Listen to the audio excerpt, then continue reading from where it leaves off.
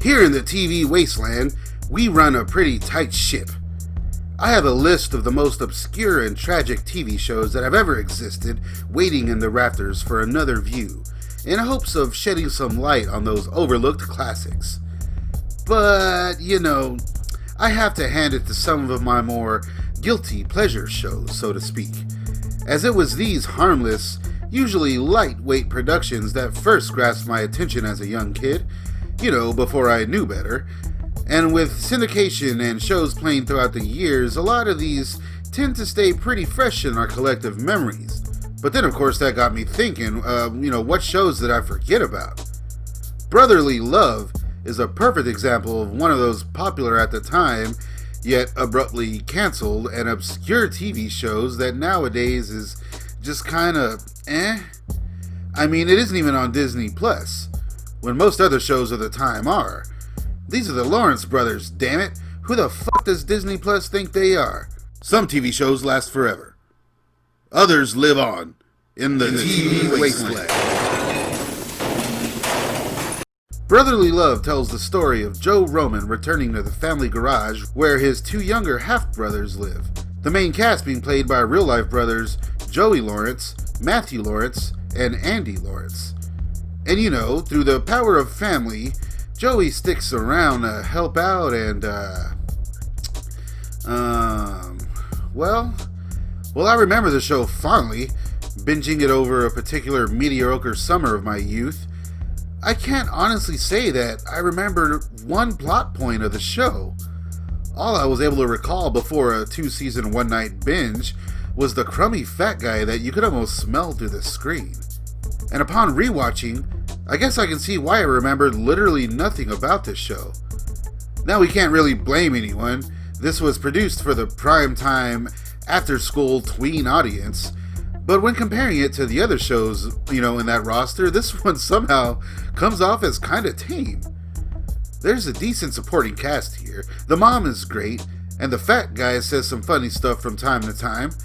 And of course, the lovely Liz Vassy in all of her late 90s glory. Captain Liberty.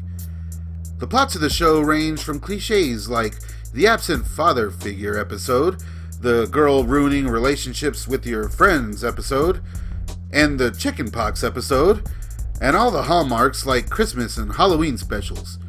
The show also featured some guest spots throughout like Bryan Cranston, George Takei, Sarah Silverman, and Tom Arnold. Brotherly Love was created by Jonathan Schmock and Jim Vallely. Schmock, who was actually this guy from Ferris Bueller, worked with Joey Lawrence previously on another show he had produced, Blossom, which basically shot Joey Lawrence into stardom in the early 90s. And I'm sure he had a big part in getting Brotherly Love made, as most of the show's plots revolve heavily around Joey. Whoa!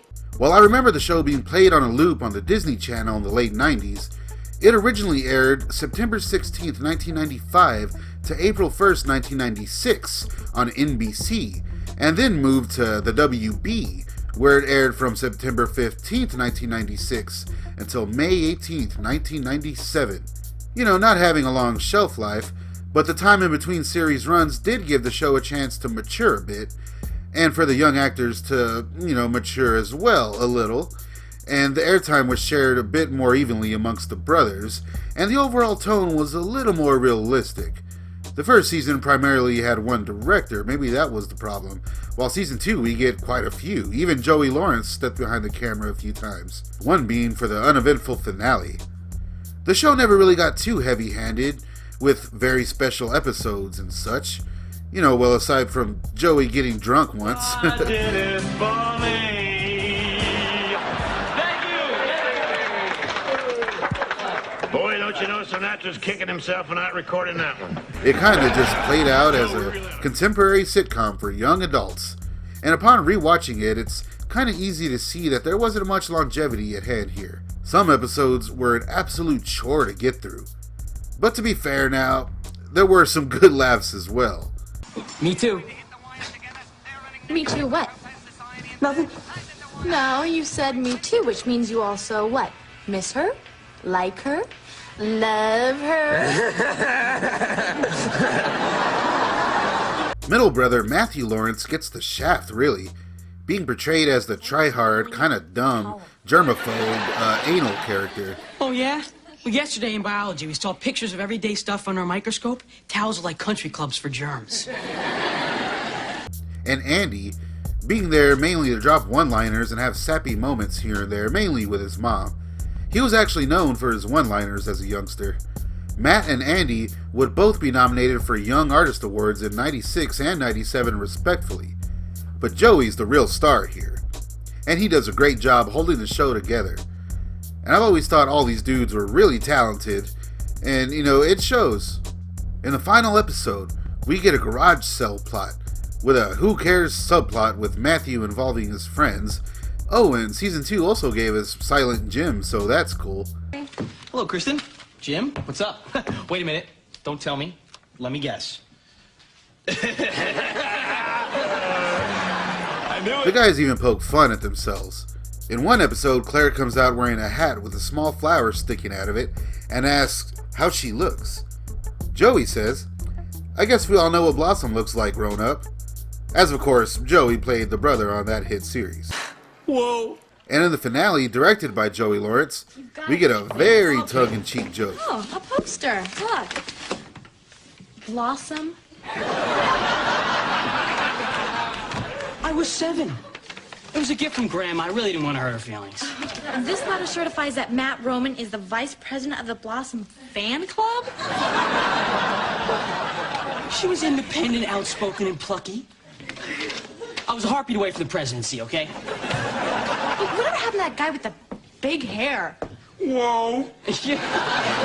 Wait a minute. I think it's time for a theme song here, guys. You ready? Pick up your bad pencil. I'll give you a piece of my The sun is gonna show you. Yeah, give it up. While the show had a solid audience, there was no big finale and no talks of another season, really. It kind of seemed like everyone just wanted to move along, and maybe being cancelled once before and switching networks didn't help either. This wouldn't be the end of the boys, though. Joey and Andy would go on to star in a successful Disney Channel movie, Horse Sense, in 1999, directed by cult director Greg Beeman, who would go on to do some more awesome Disney Channel originals. Horse Sense even had a small cameo from Matthew, and the film would even get a sequel with 2001's Jumping Ship, this time featuring Matthew Lawrence in a bigger role, and this time being an adventure at sea movie, rather than a life lesson at a ranch movie like the original, whatever. Andy went on to do some more memorable Disney Channel originals down the line, seemingly having a great relationship with the mouse all along. And yet, through all of this, after all of these years, as recent as last year, Matthew and Joey Lawrence both talked about a possible reunion of sorts. They have an idea for a new show to finally cap off things and pass the torch on, they say. There's even a fan push online to get some sort of reunion going, and what better time to do it now, honestly. Joey Lawrence even mentioned that the guys have an idea for another TV movie to complete the trilogy of films they did for Disney. Maybe this time, going to outer space or something. Who knows? I'll keep a close watch to see what happens, as I, for one, am down for reunion, new season, a reboot, I guess, something. Most of the episodes are available on YouTube, as of course it was never properly released. But the show is a perfect example of a project that kinda just fizzled out, with no malice or drama attached.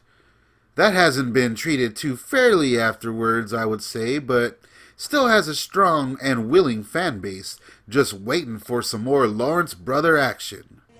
Oh, and the Joey Lawrence sung theme song kinda slaps.